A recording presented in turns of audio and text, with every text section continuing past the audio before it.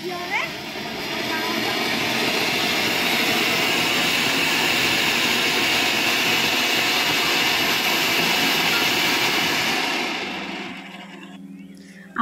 নতুন একটি মিনি ব্লগে আপনাদের সবাইকে অনেক অনেক স্বাগত। আশা করছি সবাই ভালো আছেন, সুস্থ আছেন। আজকে খুব সুন্দর, খুব স্পেশাল একটা দিন, সেটা হচ্ছে আমার ছেলের জন্মদিন।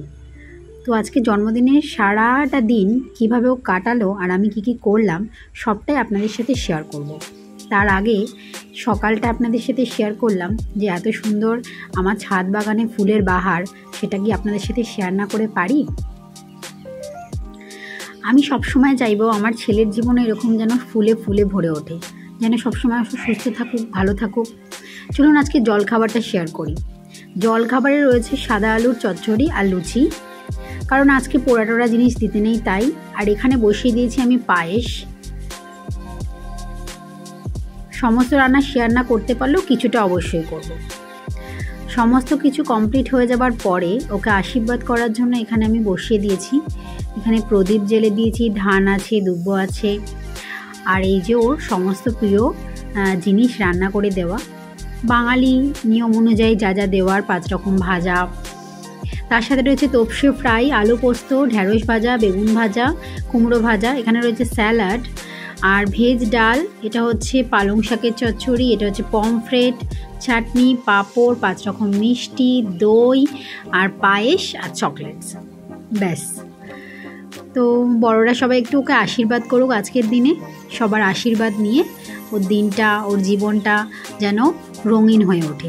আপনারাও সবাই ওকে খুব আশীর্বাদ করবেন।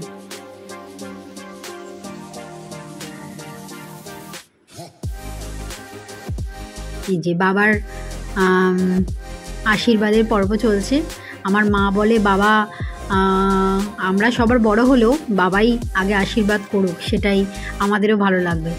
তাই এই যে সর্বপ্রথম ওর বাবা আশীর্বাদ করছে, আর এই যে আমি বলে দিচ্ছি বাবাকে প্রণাম করো। এই যে এটা হচ্ছে আমার বাপি, আমার বাপি ওকে আশীর্বাদ করছে।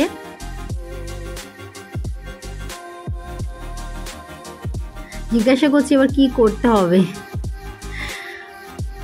তো এইভাবেই আমরা জন্মদিনটা পালন করার চেষ্টা করি। সেরকম কাউকেই আমরা বলি টলি না, খুব ঘরোয়াভাবে যেটুকু আমাদের ছোটোবেলা থেকেও আমাদের মায়েরা আমাদের জন্য করতেন সেইটুকুই। এটা হচ্ছে আমার মা, মায়ের আশীর্বাদ নিচ্ছে। সেই কারণে আমরা খুব একটা যে অনেক লোকজন বলে হই হুল্লোড় সেটা কখনোই হয় না। আর অবশ্য ও যাই আমরা করে দিই তাতেও খুব একটা যে অখুশি হয় তা না, ও কিন্তু খুব খুশি হয়।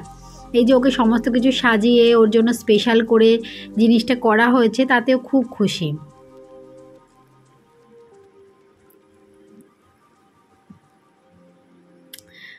আমি বললাম তুই এবার খাওয়া দাওয়া শুরু কর। আসলে আমি তো ক্যামেরা করছিলাম, তাই আমার ভিডিওটা আর কেউ তুলে উঠতে পারেনি।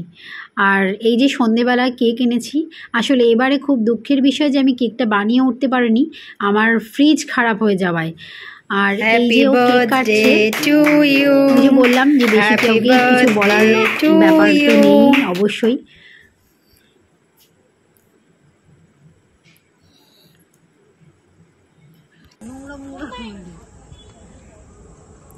আর সন্ধেবেলায় বাজি ফাটিয়ে আজকে সন্ধে কাটিয়েছে।